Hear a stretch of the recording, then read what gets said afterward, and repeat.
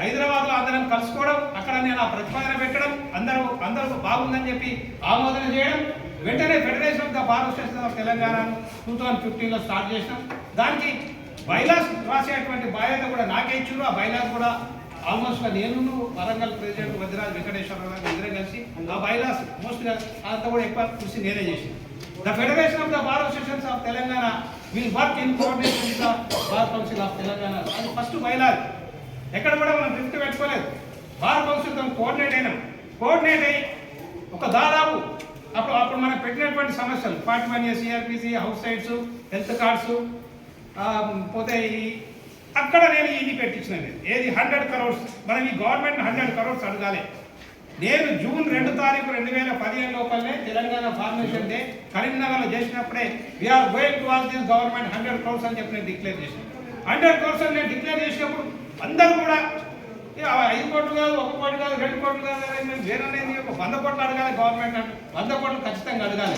తెలంగాణ ఉద్యమంలో మనం ఉన్నాం, మనం ఆ పరిస్థితిలో మనం ఉన్నాం. 100 కోట్లు అడగాలనే దాన్ని ఎజెండా చేసాం, ఫెడరేషన్లో పెట్టినాం, అందరి ఆమోదం తీసుకున్నాం. ప్రతి రిప్రజెంటేషన్లో కూడా మేము అప్పుడు లా మినిస్టర్ ఇంద్రకరణ్ రెడ్డి గారిని కలిసినాం, లా సెక్రటరీ సంతోష్ రెడ్డి గారిని కలిసినాం, కేసీఆర్ గారిని అక్కడ కెప్టెన్ లక్ష్మీనారాయణ వారి ఇంట్లో వరంగల్లో అక్కడ కలిసినాం. సో దీన్ని ఒక ఎజెండా చేసినాం.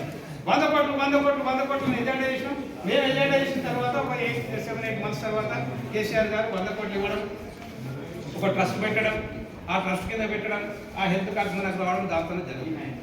సో ఇది ఒక 5,000 మందితోని ఒక పెద్ద ప్రోగ్రామ్ చేసినాం. ఎక్కడ మన ఇందిరా పార్క్ దగ్గర ఒక దాదాపు స్టేట్ అంతా మొబిలైజ్ చేసినాం. ఫెడరేషన్ బ్యానర్ మీద స్టేట్ అంతా మొబిలైజ్ చేసి ఒక ప్రెజర్ పెట్టి గవర్నమెంట్ మీద ప్రెజర్ పెడితే అప్పుడు 100 కోట్లు ఇచ్చింది. కానీ వాలంటీర్గా 100 కోట్లు ఇవ్వలేదు.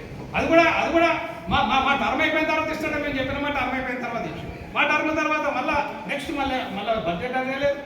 నేను అప్పుడు న్యాయవాద భవనం కూడా ప్రతి మీటింగ్లో న్యాయవాద భవనం కూడా నేను రేజ్ చేసిన తర్వాత వాళ్ళు కంటిన్యూ చేయలేదు, తర్వాత బడ్జెట్ అడగలేదు. కాబట్టి it's going on and going on. So without taking much of your time, I want to concentrate only on the construction of the Nyayavada Bhavan with a budget of 100 crores, and for which the government has to allot us, or the High Court has to allot us 5 acres or 10 acres in the land which the state government has given for the construction of the High Court 100 acres. అక్కడ మనకు 5 ఎకరాలు ఇవ్వాలి, 100 కోట్లతో మన న్యాయవాద భవనం కట్టాలి. ప్రతి సంవత్సరం మనం 200 కోట్లు ఈ యొక్క కేసీఆర్ మన రేవంత్ రెడ్డి గవర్నమెంట్ గారిని మనం అడగాలి. రేవంత్ రెడ్డి గారు మాట్లాడుతున్నారు, రాజకీయంగా కూడా మాట్లాడడం మనం నేర్చుకోలేదు. వారు రాజకీయంగా మాట్లాడుతున్నారు. వారు రాజకీయంగా ఏం మాట్లాడుతున్నారు? వారు వల్ల కాబోయే ముఖ్యమంత్రి కూడా నేనే పదే మాట్లాడతారు. కాబోయే ముఖ్యమంత్రి నేనే, మళ్ళీ నేనే కాబోయే ముఖ్యమంత్రి. సో నేను మాట్లాడతా ఒక న్యాయవాదిగా, నేనే మాట్లాడతా. మళ్ళీ కాబోయే ముఖ్యమంత్రి మీరే అయితే మీకు ముఖ్యమంత్రి కావాలనుకుంటే మీకు న్యాయవాదుల సంక్షేమం మీకు అవసరం లేదా? న్యాయవాదుల సంక్షేమాన్ని మీరు పట్టించుకోకుండా మీరు మళ్ళీ ముఖ్యమంత్రి అవుతారా?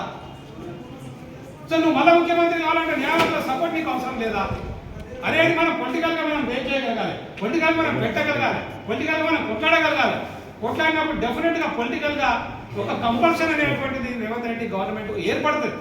ఏర్పడ్డప్పుడు ఆయన మళ్ళీ ముఖ్యమంత్రి కావడానికి ఆయన డెఫినెట్గా ఈ సంవత్సరానికి 200 కోట్ల రూపాయలు అనౌన్స్ చేయాల్సినటువంటి పరిస్థితిని మనం తీసుకురావాలి.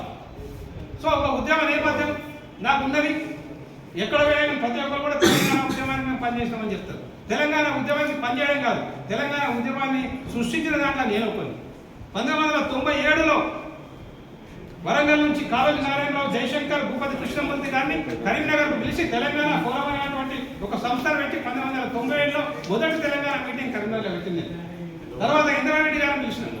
తర్వాత professor Janardhan Rao, professor Venkatanarayana, Telangana information trust Prabhakar Rao, Gade ఇన్న ఇట్లాంటి వాళ్ళు ఎన్నో కొన్ని వందల మీటింగ్లు తెలంగాణ పెట్టిన తర్వాత 2001లో కేసీఆర్ గారు టీఆర్ఎస్ పార్టీ పెట్టడం, 2000 సంవత్సరంలో కాంగ్రెస్ లెజిస్లేచర్స్ ఫోరం అని చెప్పి 2000లో 48 మంది ఎమ్మెల్యేలు రావడం, 2001లో కేసీఆర్ గారు బయటికి రావడం. సో ఒక ఉద్యమ నేపథ్యం అనేటువంటిది నాకు ఉన్నది. నాకు అదే నేపథ్యాన్ని రేపు మన న్యాయవాదుల యొక్క వెల్ఫేర్ కోసం I don't want to debate on hundreds of problems of the profession.